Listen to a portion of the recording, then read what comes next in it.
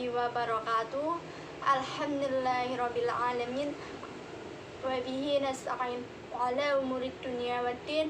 Wassalatu wassalamu ala asrafil anbiya'i wal mursalin sayyidina wa maulana Muhammadin amma ba'd. Yang saya hormati Bapak Ali Jauhar MBDI selaku mata kuliah Ilmu Lughah B. Di sini saya Nurul Hidayah NIM 2219072 akan memaparkan hasil laporan observasi. Beberapa hari yang lalu observasi meneliti 3 orang. Anak yang pertama bernama Muhammad Fadil Ramadhani, jenis kelamin laki-laki, umur 3 tahun, alamat Kelurahan Pringrejo, Jalan Urip, Sumoharjo. Observasi yang pertama dilakukan pada hari Rabu tanggal 30 Juni 2021, yaitu model ini sangat menyukai mainan dus sana atau dia biasa bilangnya tayo, karena dia suka melihat film tayo. Kalau mau kemana-mana anak itu wajib membawa tayo, dan apabila tayonya dipinjam dia pasti menangis karena tayo itu kesukaannya. Kenapa Bu Situ dipanggil tayo? Karena dia itu suka menonton film tayo. Dan observasi yang kedua dilakukan pada tanggal 2 Juli 2021. Anak tersebut sudah mulai aktif dalam mewarnai gambar, walaupun gambar itu belum sebagus mungkin, tetapi anak ini akan terus belajar mewarnai karena mamanya bilang kalau kamu mewarnainya bagus nanti akan saya ikutkan lomba. Terus observasi yang ketiga dilakukan pada hari Minggu tanggal 4 Juni 2021. Anak tersebut meminta makan dan dia minta minum, tapi dia itu menyebutnya duduk karena dia itu belum bisa mengucapkan minum, tapi duduk itu minum. Minuman apa saja dia menyebutnya duduk. Terus anak yang kedua Nailin Himaya, umur 4 tahun, alamat Kelurahan Buaran, Banyurip, Alim. Observasi pada anak ini pertama dilakukan pada hari Minggu. Nailin ini ketika bertemu tetangganya dia selalu spontan memanggil DLUD. DLUD itu maksudnya D, saya ikut tuh.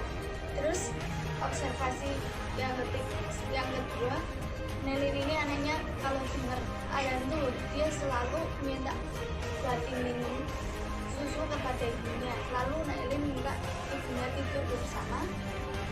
Nailin berkata, "Bu, ingin Pak Bobo." Bu, maksud dia adalah Bu Nailin mau tidur sambil menarik baju ibunya yang sedang sholat. Terus observasi yang ketiga, Nailin ini orangnya suka make up karena dia selalu melihat ibunya ketika ibunya sedang make up, dia selalu memperhatikan. Terus dia minta belikan make upan. Dan anak yang ketiga bernama Aisyah Alia Farisa, jenis kelamin perempuan, umur 6 tahun, alamat Kelurahan Hidonong, Jalan Karya Bakti. Fase yang pertama, anak ini lebih suka makan dibanding belajar.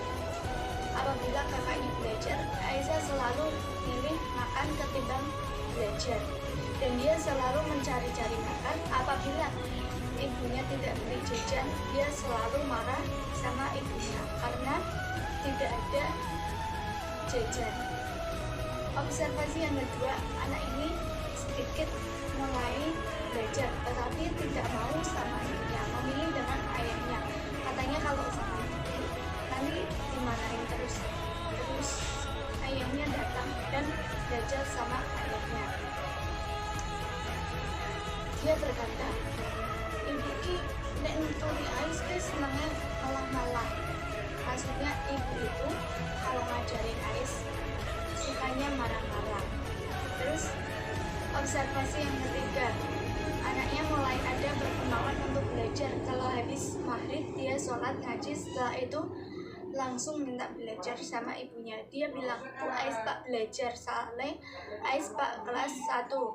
Maksud dia adalah Bu Ais ingin belajar soalnya Ais ingin kelas 1.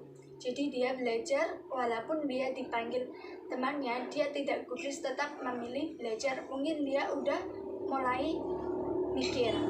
Pembahasan dari hasil observasi yang penulis lakukan terhadap pemerolehan fonologi, sintaksis, dan semiotik 3 di atas dapat penulis analisis sebagaimana di bawah ini. Analisis terhadap anak yang berusia 3 tahun. Pemerolehan fonologi pada usia 3 tahun berarti pemerolehan fonologi pada anak ini. Nah, ini kanak-kanak menggabungkan kata, yaitu antara anak umur 3 sampai 5 tahun. Pada tahap ini kanak-kanak bisa mengucapkan kalimat atau menyusun kalimat menjadi semula.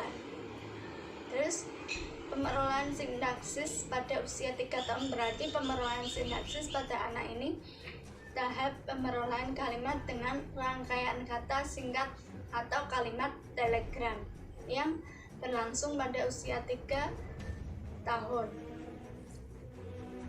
Pemerolehan semantik pada usia 3 tahun berarti pemerolehan semantik pada anak ini tahap pemerolehan berlangsung pada usia 1 sampai 6 tahun. Pada tahap penggabungan kata seperti anak tersebut meminta makan dan dia minta bumbu atau minum.